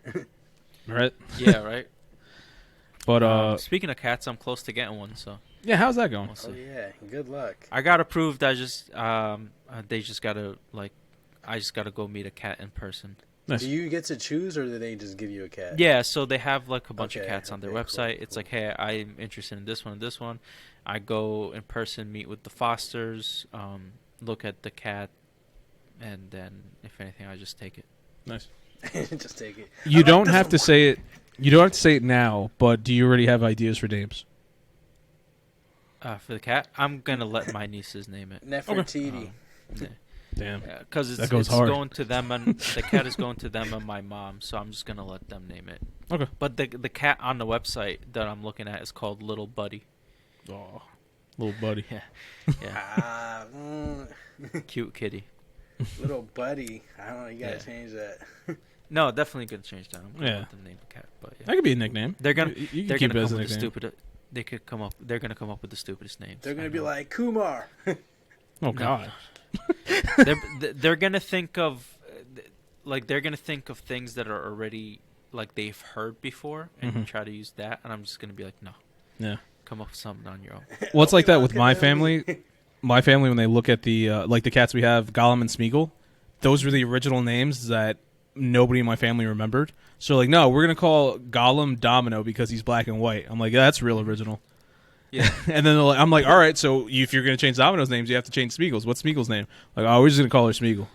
Like, you see what I'm saying? I was like, so you have a cat called Domino and another one called Smeagol. That makes no type of sense. Yeah. It's crazy. Yeah, I still go with Gollum and Smeagol. That's why they attack everyone. Yo, have you guys like noticed my eye twitching like crazy? Yeah, we've been saying it to you for years. No, like in this episode. I don't pay attention to your eyes anymore. That's the long. If I did that, I'd lose my mind. Because it's literally like every time I blink, it twitches, and I think I'm done. I've noticed you kind of like over blinking. Yeah, that's because every time it like this eye is just like this. It keeps spazzing. I don't know why. Yeah. But If you want to see this good eye blinking content, you got to watch this on YouTube, guys. Yes, and I have a new camera, so you might be able to see it better. Yeah, so see it in high def. Yeah, in 1080p. But yeah, that's all I got for the PlayStation State of Play. But I'm curious, how did you guys feel about the State of Play? Because this has, by most people, gone down as the best State of Play so far since PlayStation started doing it, which I have to agree with. It was good. I remember the last one I saw was like meh, like they didn't show anything interesting. Yeah, and this time they actually showed some interesting stuff. They announced dates, which is like the most important things for us, at least for the game, for our league. And but yeah, no, it was good. To me, it felt like. Well, I mean, I'm not big on these game things, but compared to other ones I've seen, it felt to the point. It was just like game. There wasn't like people speaking in between or songs just popping in randomly. Just like it was just like, okay, get ready for that in the like, Summer boom. Game Fest. Yeah, that's the next one coming up. That's how that one's gonna go down. But that's what State of Play is. State of Play, they basically modeled themselves after the Nintendo Direct, where Nintendo Direct is like, we're going to show you these games, we're going to give them to you, and then they did the same thing with their indies, or Nindies at the time, where it was just like, we're just going to show you, like, here's game, we're going to talk a little bit about the game, get you out of here. You know what I'm saying? So State of Play is that. So PlayStation, it looks like with this episode, they finally, like, perfected that format. Like, they finally got it down right. So hopefully from now on, State of Play is going to be a bigger deal like this. But yeah, so this is the first of our Summer Game Fest coverage, which we are going to be doing on the podcast quite a bit. And the next one is the Summer Game Fest proper, like the opener. summer, the opener or spotlight. I forget. Is it called the opener? Like officially, is that the name? I don't know, but it is the opener. Yeah, I mean essentially exactly that's what it is. Called. Yeah. So that's the one. That's the first Jeff Keighley produced one that we're going to be seeing. So it should be fairly long. I think that's Can't where wait they to see what he's going to be wearing this time. I was waiting for it. I mean, can't this dude see. Needs a new stylist. You're about to just roast his shoes like last time. You're like, that's all he does. He doesn't even watch the games. He's just like, what's Keighley wearing? What's he got under them legs? His shoes don't match his outfit. Yeah, so stupid. But I feel like you might see a couple big games. Like maybe PlayStation was saving some big hitters for their potentially a God of War Ragnarok. I don't know. But it's coming out this year. Trust me. I got good word. I mean, like I said last year. I've been saying last year I was straight up telling you no. This year I have yet to say that to you. Like you might be right. Like you might be wrong. Might be right. I've seen different posts where they're like, "It's coming out this year," and I haven't seen anyone say it's not coming out. Oh no, there's plenty. No, trust me, there's both. They're out there dating. You think I'm not paying attention to it? I'm doing constant research on this.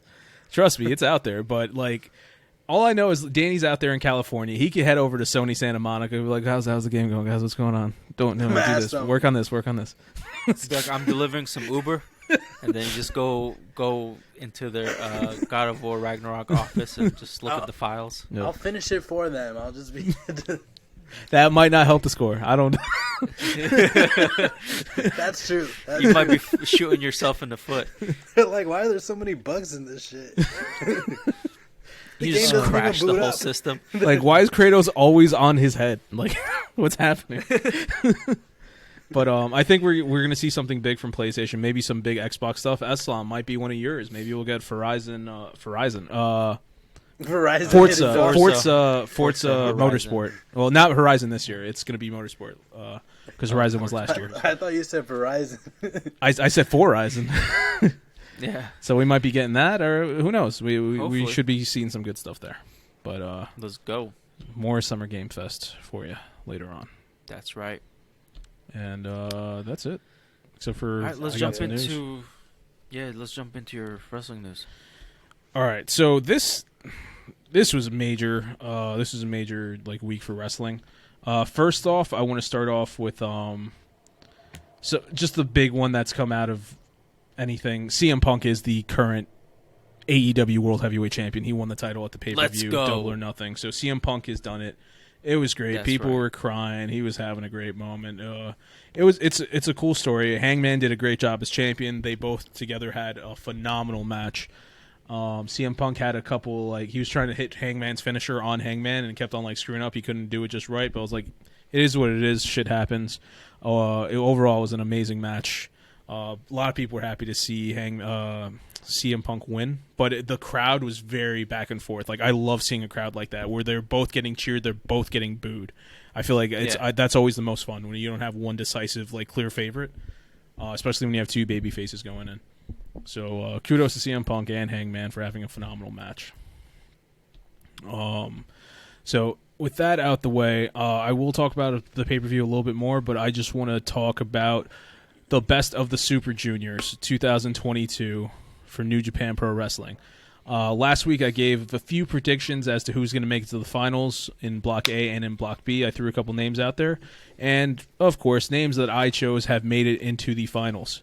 The winner of Block A is currently Hiromu Takahashi.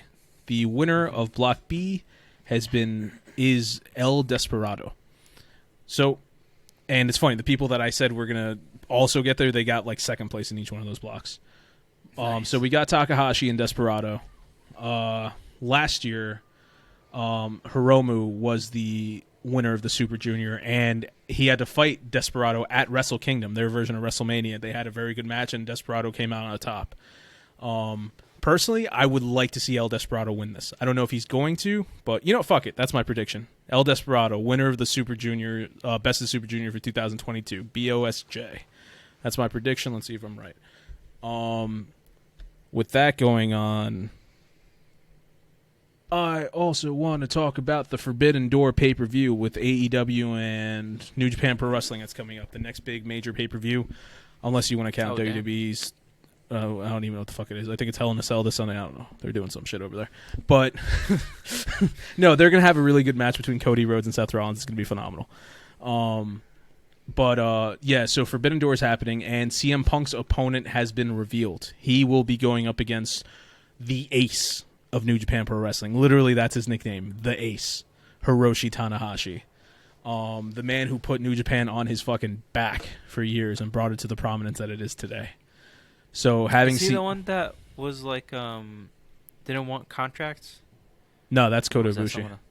Okay, sorry. Yeah. Go ahead. No, Tanahashi, he's a little bit older. He's about the same age as Punk, I'd say.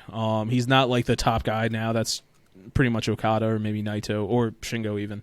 But it's Tanahashi was like that guy. Like, think of it as like a John Cena status. Like, that's Tanahashi in New Japan. So having him up against Punk is going to be fucking just badass. Just two legends going at it. And I don't know if it's official, but supposedly we're going to get Hangman Adam Page, the guy who just lost the belt, going up against Kazuchika Okada, who I just said is like the top guy in New Japan. So that should be another great match going on there. Another thing I need to talk about, which is probably the biggest deal. Strike that. So for the AEW Double or Nothing pay-per-view, a couple things happened. One thing I want to mention was the Anarchy in the Arena match, where you had Jericho's new faction, which is literally called the Jericho Appreciation Society, was going up against the Blackpool Battle Club, I think it's referred to as, William Regal's faction. And we also had LAX's Santana and Ortiz and Eddie Kingston. This match was no rules. Jericho's crew came out looking like the Backstreet Boys, and it was amazing. Like, they all had like all white, and then they had like the backwards like Kangol hats. I was like, this is just amazing. So they came out, and then everybody else comes out to Jon Moxley's music, which is Wild Thing. Wild Thing, and it's like playing through the arena, and they're all coming out of the crowd. While they're coming out, they just straight up start fighting. And I fucking skipped one of the best parts. The announcer, when he announced it, there's like, the next match is for whatever. He literally was just like, ladies and gentlemen, this shit's about to go down. Like, it was just great. Or he said, shit's about to hit the fan. And then they start fighting. And as they're fighting throughout the entire arena, in the crowd, like, they're all over. Like maybe two guys were in the ring, and then the other, like, 8 were everywhere else. Moxley's music kept playing throughout the whole thing, as like an homage to New Jack back in the day in ECW. So as they're fighting, you just hear a Wild Thing playing throughout the arena. Everybody's losing their minds. Like, at one point, somebody stabs somebody else with a fucking fork, and they're just making them bleed. Later on, like, barbed wire shows up into the match. Moxley goes through barbed wire. People are going off of ladders, through tables. They're fighting in the concourse. One guy got covered in mustard. It was just pure chaos. At one point in the match, Eddie Kingston, he's fighting Daniel Garcia and one of the 2.0 guys, can't remember which one, in one of those like elevator things that you have like in the arena, not like an official elevator, like one of the, what's the term I'm looking for? Like one of the behind the scenes, like they use it. Anyway, it's a fucking service elevator, I think it's called. And they go in that shit and he just disappears. You don't see them again. Like they just went into the elevator and they were gone. The match continues happening. Later on, Bryan Danielson, after he's broken the ring and the top rope is just fallen, or Moxley broke the top rope, so the ring only had 2 ropes at this point. Everyone's covered in blood, and he's trying to put Jericho in a submission hold to make him tap. Eddie Kingston somehow emerges out of the service elevator with a gas can of gasoline, and then he just goes covered in blood. He could barely see out of one eye. He pours gasoline all over Chris Jericho, and he starts lighting a lighter. He's getting ready to burn him. And then his partner, Bryan Danielson, smacks the lighter of his hand. They get into a fight. And then eventually Jericho Appreciation Society takes advantage and they win the match. But this match was pure chaos. Like, so much happened. A man was almost set on fire. Like, nice. It was so good. And they, this past week on AEW Dynamite, they set up their next match. It's going to be Blood and Guts, which is one of the most violent matches there is in AEW. So we can't wait to see that. Sounds like it. Yeah. It's essentially 2 cages meshed together, and you fight like to the death. So it should be good. Some gladiator shit. Last time they did it, Jericho got thrown off the top of the cage after he quit. But it's a whole thing. So that happened, and so we had a couple other good matches. We had the debut of Athena, formerly known as Ember Moon in WWE. Athena is now in AEW. So is Stokely Hathaway, potentially one of the greatest talkers in all of pro wrestling. He finally left WWE, and he's now in AEW. This past Wednesday, we had the return of Miro, the Redeemer, formerly known as Rusev in WWE. Now, one theme that I just said here, all these people were in WWE, right? That leads me to my last story here, probably the biggest one. So MJF, he's like the most despised heel in pro wrestling. He's just that fucking good at being a bad guy. During the Fan Fest, which was like a meet and greet before the pay-per-view started this past Sunday, he no-showed us autograph signing. He didn't show up. Everyone's like, that's kind of fucked up. Why didn't he show up? And then people found him in a casino because they were in Vegas just playing fucking casino games. They're like, he's supposed to be at a meet and greet. What the fuck's he doing? And everyone's like, that's weird. And then news reports came out that he booked a flight before the show was supposed to start to Newark, New Jersey from Las Vegas. And for the past couple of weeks, there have been rumblings that Tony Khan, the owner of AEW, and MJF have had issues with each other. And MJF, because there's no scripted promos in AEW, they say whatever they want to say. He's alluded to the fact multiple times that in 2024, when his contract's up, he might not stay in AEW. So with that going on, plus all this happening, everyone's like, oh shit, is he going to show up to the pay-per-view? Because he had a big profile match. So it's like nobody knew until like right before the pay-per-view started. We knew for a fact he was coming. Apparently he showed up towards the end of the pre-show, and they put him on first. He went in there, he got his ass beat, and then they put him in a stretcher after he got beat. That's known as a stretcher job in wrestling, kayfabe corner for you. A lot of times, if somebody's on their way out, they have the person get beat so fucking bad so that they could take him off of TV and write him off in scripts. So he does a stretcher job, and everyone's like injury. Yeah. Exactly. So like, oh shit, he might actually be out. Like MJF might be done. He's like this young up and comer. He's gonna be the fucking future of wrestling. He's that fucking good. And everyone's like, oh no. And then there was like, is he gonna be on Dynamite this Wednesday? Nobody knew until Wednesday. They're like, MJF is gonna be there and he's gonna speak. Everyone's like, okay, what's he gonna say? So then he goes out, and this is after Punk has his moment and everything. He had a match, and then he's revealed to fight Tanahashi. MJF goes out, and he's just like, you know what? Like, I don't want to fucking be here anymore. And he just starts going off in the mic, like, to the crowd. He's like, there's a bunch of TV execs here. We just had the merger with TNT and Warner Brothers and Discovery and all that shit. You have all these investors here in the crowd. It'd be a real shame for Tony Khan if somebody just started talking shit and making his night look bad, wouldn't it? And he just starts going off. He's like, you know what? I'm out here. I've proven that I'm the second biggest draw in the company behind CM Punk, and that's just because you've promoted him more, but I'm the fucking backbone of this company. I've been carrying it for fucking years. And I know I could go anywhere else and make them the best company ever. And he just goes off. He's like, you know what? And I just want to get a little bit more money for my contract, but no, Tony Khan can't go in his pockets because he has to keep paying these fucking ex-WWE guys. And he just, like, he's just going off. At one point, he just goes into the mic, and he's just like, you know what? I don't want to fucking be here. Fire me. fucking fire me. I want to get out. They cut off his mic. He throws it. They cut to a commercial. They come back. They don't even talk about it. The commentators don't even mention it. And it was good. So I'm pretty sure it was scripted. It was a work shoot. He pulled the Punk. Thank you, Eslam. He pulled his own pipe bomb. Punk. Yep. Yeah. So pulled the Punk. Punk was famous for doing that in WWE. He did do it before he went to WWE in Ring of Honor back in the day. And everyone's just like, they're setting up for MJF to fucking become champion. They're setting it up so that MJF is going to be like, you know what? I'm the fucking best guy here. I'm going to beat Punk for the title, and I'm going to take the belts. AEW or WWE? AEW. That's what a lot of people are thinking, because that's exactly what they did with CM Punk. So in the WWE version, Punk's contract was really going to end for real, and he was like, I don't want to be here. He did his big speech. Then they were just like, okay, his speech got so much traction, we have to put him in the title thing. And they're like, okay, what's going to happen? He beats John Cena for the belts, and his contract really ended. And then they're just like, CM Punk is their champion, and he doesn't work for WWE. Then they renegotiated, they brought him back. So MJF could do the same thing. It's like, I'm going to beat the fucking guy. I'm going to beat the guy who did this, CM Punk. I'm going to be your champion, and I'm fucking taking this belt to your competition. I'm taking the AEW championship to WWE. And that's just great storytelling. Interesting. It is. And MJF is like one of the guys that can definitely pull that off very well. So it was great. It was great. So that's definitely the biggest story coming out of everything. So we'll see. We'll see where MJF is going from here. He's going to be fun to watch. Can't wait. Can't wait to hear about it. Yeah. So I went longer than I usually do. Sorry about that. But that was my wrestling news. All right, let's just jump into final thoughts. Oof, talked a lot there. In terms of content, we talked about a lot of things that I enjoyed in this episode, and I'm very happy about that. This has been a great week. I got to watch a badass wrestling pay-per-view, a great episode of Dynamite, Stranger Things, Obi-Wan Kenobi, and then I got to see the first thing of Summer Games Mess with the PlayStation State of Play. So I'm having one hell of a week, guys. And it was a good state of play too. It was. So it was starting off the summer right. Yeah. Disco, how about you? What's your final thoughts? I'm same thing. I'm super glad I got to binge Stranger Things. It was a nice show, even though, like you said, it was a little extra flat.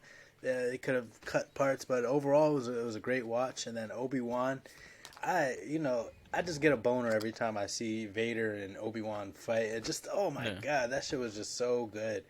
I'm just looking forward to The Boys coming out this Friday, so I'm just looking forward to my shows, man. I like to cape low and low key and watch my shows and play with my watches.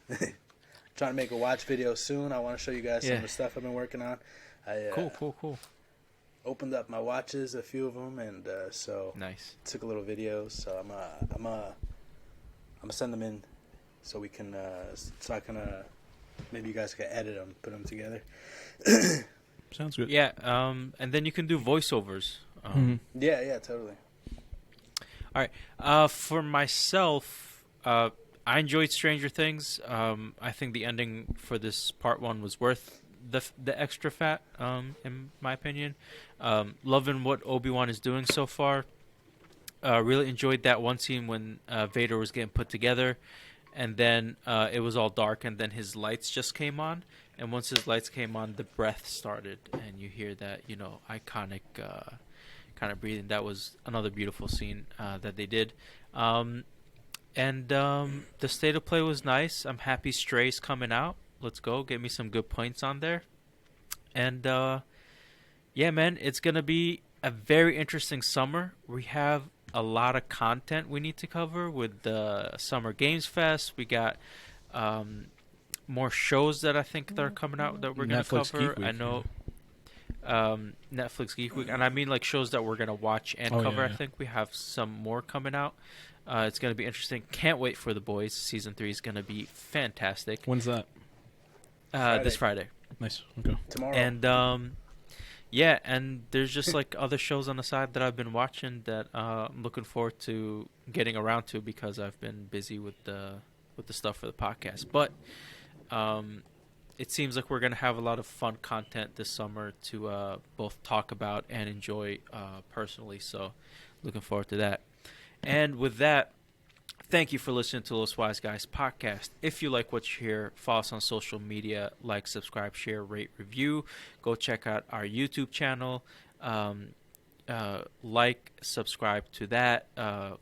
Throw some comments under our videos. Tell us what you really think. Ask us some questions. If there's anything that you guys think we should cover on a podcast or any suggestions, let us know in the comments or DM us on our social medias, which you guys will see in the descriptions below. And tell your people. Always, tell your people about it too. Everybody tell somebody. That's going to help us grow. 100%. And go check out our Los Wise Guys website. Thank you for listening and your support. Have a great week.